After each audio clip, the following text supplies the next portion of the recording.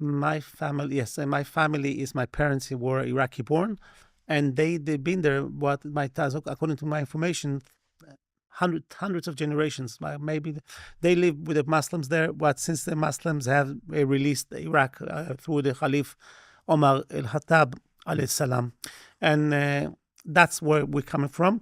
The way how they reached Palestine is very painful history, but if you want, I can touch it before. Yes, please, yeah. Iraqi Jews didn't want to leave Iraq. They were very happy in Iraq. They had a lot of businesses there.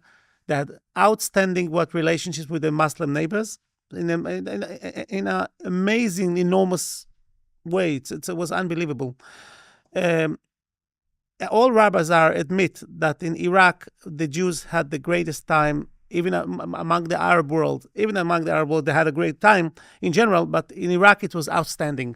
So there was no reason whatsoever for the Iraqi Jews to leave Iraq and go to Palestine, fighting another people, displace them and take their land and tell them from now on it belongs to us and just go away from here. They were not interested whatsoever.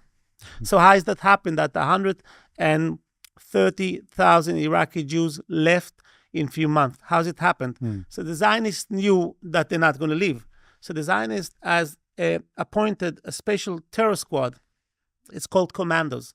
The terror squads were good trained, and they went to Iraq with special uniform. They were dressed like Arabs, and they started attacking the Jewish synagogues, Jewish restaurants, Jewish gatherings, like before Shvios. That's a holiday where we used to go to the Dijlat River to pray there. Yeah. They dropped bombs on us. They dropped bombs in the restaurants and synagogues. They killed a few people, and it was escorted with propaganda, with papers in Arabic. Jews, the Muslims are changed. It's finished. The good Muslims is finished. They're here because there is a Zionist state on its way.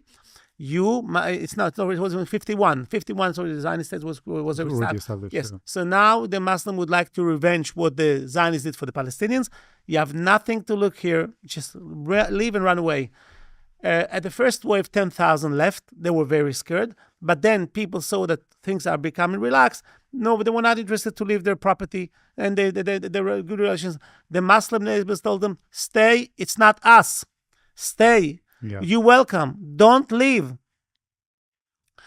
But then after a few months of relative quietness, suddenly there was another wave of explosions and attacks. And then the Jews, and then again a propaganda for these naive Jews, the Muslim here to finish you off. Run for your life. Yeah. Again, there was registration, yes. And the Iraqi police were helping to register the Jews, any Jews that want to get out. We didn't understand. The Muslims in Iraq didn't want the Jews to leave. But the government were offering free registration very quickly. You can you can secure for yourself a place in the airplane.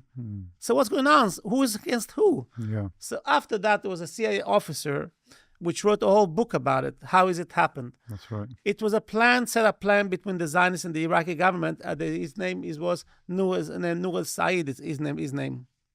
Nur al-Said, he made a deal with Ben Gurion. Ben Gurion told him, give me the Iraqi Jews. Take the property. Take their stores. Take the bank account. Confiscate their money. And we're talking about property and money. The bank account was worth the billions of dollars. Everything you take for yourself. You just give us the Jews. That's why they turned their face to the other side when they heard of all these attacks, because then the suit that came from the Zionists. They didn't even something happened is they captured one of the Zionists, is the judge which captured him. The police brought him to the judge. The judge said, with this case, it belongs to another district court, and at that then the district was judge has released him as Zionist Jewish terrorists that have Jewish blood on his hand. Yeah. And it's in Egypt. In Yemen, there was a sheikh. He used to come when Jews like us came to make sure that Jews are okay there. He used to come and tell me, why did Jews with the Zionists are coming and offering money to me that I should send my people to attack them, ensuring that they should run away?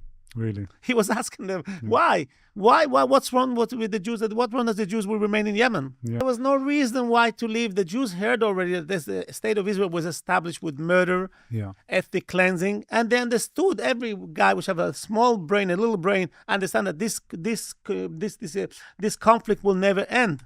Yeah. Till the Palestinians will get back their land. It will never end. So why should you have to put your head in a sick bed? Yeah. Yeah, in order to you could have only one way ship in, import these Jews to Palestine through terror. And that's what they did. They did it in Libya. They did it in Tunisia. In Morocco, there was a rabbi that they were asking the Zionists, asking him, take your whole community and bring them to Palestine. He said, no, I don't want. I'm happy here. A few days after, he was stabbed to death. Really? He was murdered. Killed the rabbi. And then they benefited from this vicious murder by taking all his community back to Palestine. Yeah. And even though 10,000 Jews left in Iraq till 77. Because and where did they live to? They left Iraq, but they left to England. They didn't want to go to Palestine. I see. Okay. Because they heard the news, wars and relentless wars. Why? It's not belong to us. Just leave us alone. And they went to England because they had already a lot of them had relatives there. Yes, this. So when my parents were forced to leave, they left.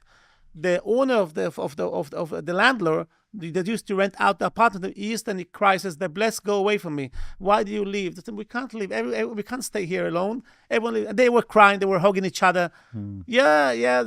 My mother always used to. Once a year, we used to sit on a table. We used to talk about. My mother used to talk about with longingness about Iraq. So the neighbor, this landlord, used to come to bring a sheep every Pesach. Pesach is one of the most expensive Jewish holidays. Okay. It's a lot of expensive meat and matzah. Matzah is a special bread that you have to bake, very expensive. Okay. The Muslims knew that they used to bring for us potatoes, dates.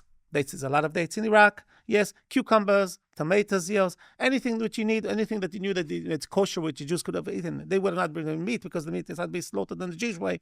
And they brought the whole sheep. This is for yourself. Chud, Hada Mishanak, Mishan al-Eid. This is for the holiday. And I told one time for the Palestinians, I wish to have a Muslim neighbor. I would receive a sheep from him. It was great. That's one thing. My father used to tell me. My father served in the Iraqi army for 5 years. Okay. He didn't feel any difference with Muslims. They slept in one room. They used to travel to take a walk together. They used to eat together. He was the kosher food, the Muslims. It was the halal, and they were like brothers. They used to go to tombs of holy people, holy Jewish people, together with the Arabs. They used to ride on horses.